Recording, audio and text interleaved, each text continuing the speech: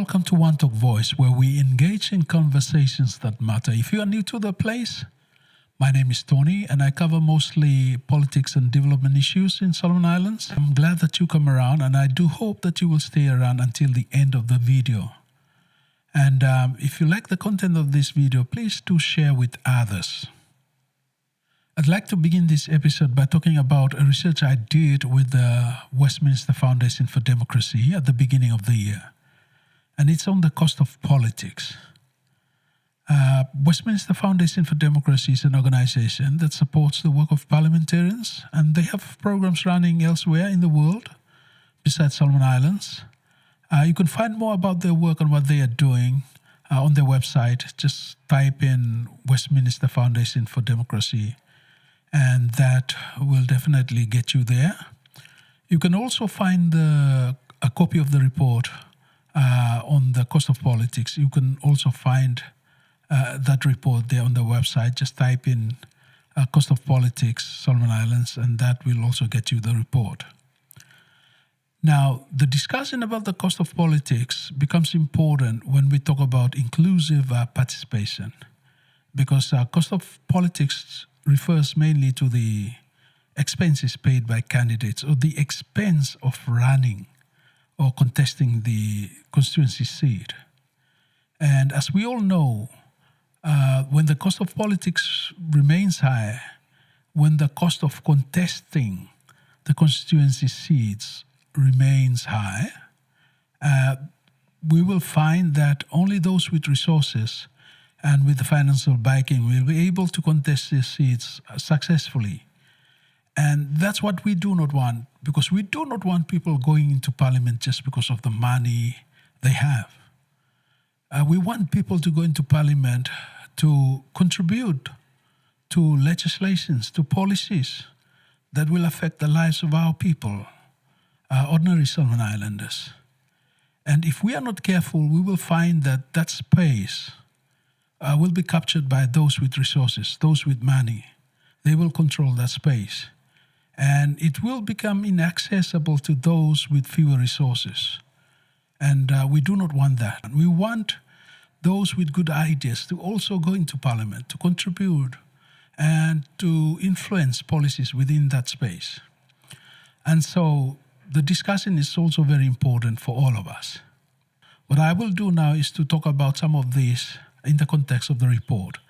And I'll begin this episode by talking about the political parties, how they work, how they should work, and the political party voter relationships in Solomon Islands and how that affects politics in general.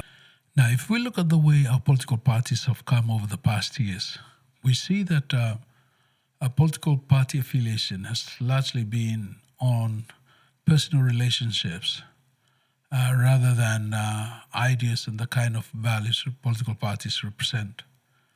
Even in Parliament, when we look at the political parties and the connections to political parties, we find that a lot of times people affiliate to political parties through key political figures that control and manipulate the movements within Parliament.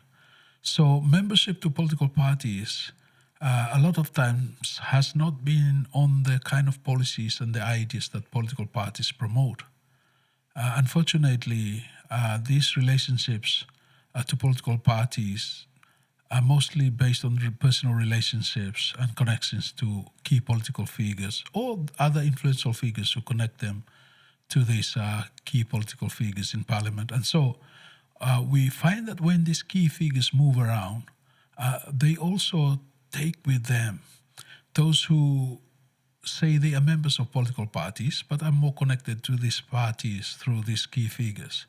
And so it has never been seriously about the ideas that political parties promote, the values that they represent, but rather personal connections and sometimes membership based on offers and incentives given by political groupings within Parliament. The other thing that we also see is that a lot of times political parties have only been useful as platforms for lobbying and the formation of a government after elections. And we see that, after elections, political parties would come in and they'll make a head count to see how many seats they've won, and then we see that they negotiate to form coalitions. And we find that even when candidates come into parliament as independent members, they have to be forced to join political parties because of uh, the provision within the 2014 Political Party Integrity Act. You cannot be a member of a coalition if you are independent. And so they come in and then they sign up with the parties, mainly just to be part of the coalition. So it's never really seriously about the ideas these political parties promote and the values they represent. It's for convenience and for the sake of joining coalitions. And so we find that political parties, in this sense, have been platforms mainly for formation of government and being part of coalitions. The other thing that we also see at the constituency level is that political parties have been largely disconnected from voters at the constituency level. And so we find that voters at the constituencies, when they cast their ballots, it has never been seriously about the ideas and the policies that political parties promote during campaigns.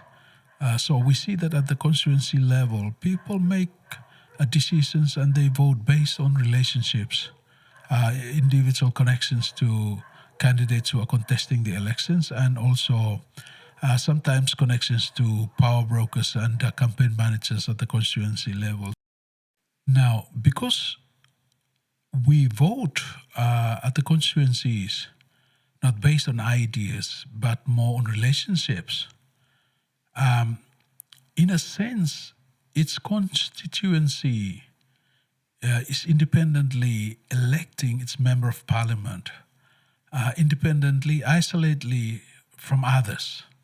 And so we find that at the constituency level, we do not vote together based on ideas, or we do not support candidates based on their affiliation to political parties.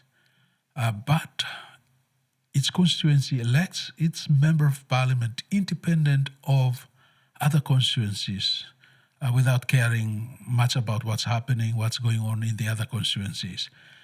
We elect our members independently of each other. So in a sense, it appears, when you look at it closely, it's more like we are electing 50 independent members to parliament, because its constituency makes its own decisions about who they would want to support. And there are internal groupings, but when we look at the 50 constituencies and working together to vote for the kind of government we want to see, that has never happened, because when we look at the way we vote at the constituencies, we vote isolatedly of each other. It's constituency, electing their own member of parliament without a concern of the others, what they are doing. And so, in a sense, we are putting into parliament 50 different and independent members, despite having affiliations to political parties. But the way voters think and how they vote,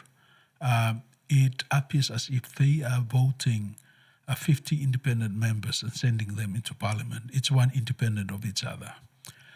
Now, also, because we vote that way, because we do not vote together or we do not vote collectively, we deny ourselves of that collective leverage and power that we have over elected officials. And so, when we vote based on the kind of ideas and the policies that political parties and candidates sell to us, and we vote them in because of what they say and what they promise, we have that power to punish them if they do not deliver on their promises over the next 4 years. We only have that power to punish the elected members for failure to fulfill the promises and carry out what they say they would do. We only have that power when we vote together as a group. But when we are electing each member independently of each other in the constituencies, we surrender that kind of collective power, and we do not have it because we vote these members isolately, independently of each other. We send them into parliament. And there's nothing binding us at that level, at the constituency level. There's nothing binding us together as voters. And so we do not have that common thing that binds us together as voters. And because of that, we do not have the collective power to punish, the candidates for failing to do what they promised to do. And so we only have that power when we vote together and we come together as a collection of voters, because we vote on a common thing that goes across all constituencies. We vote for the kind of policies that they promise. For instance, if a party campaigns on, say, you have no school fees from Form 1 to 7, and if they do not deliver on that over the next 4 years, we come back in the next election, and if they campaign on it again, we punish them by voting them out. And that kind of leverage is absent when we do not vote together or as a collection of voters, just because we vote independently in its constituency. And so we often hear this phrase, floated around during elections, and especially voter awareness time, that your vote is your voice. But as I've just described and talked about, that can only be true when we vote together as a group of people, a group of voters, that ties us together across the constituencies. And by voting together, we have that leverage that we can punish the government of the day. Once they do not deliver on their promises, we can punish them in the next election. We vote them out because we vote together as a group. But the way we are doing it now denies us that power. We do not have that power because a constituency elects its member independently of others, and we do not have that collective leverage of power to punish those who do not deliver on their promises. And so that's an outcome of the way we vote, and we only have that power as voters when we vote together, because that binds us together. That thing holds us together as voters, and then it goes across constituencies. And so when we elect members of parliament based on policies, based on their affiliations to political parties and what they promise us, we can also punish them when they do not deliver on these promises come the next election. And without that kind of collective voting and coming together as voters, we do not have that leverage, despite that phrase being floated around so many times. Thank you so much for listening and watching. I do hope that you will join me for the next episode. Thank you.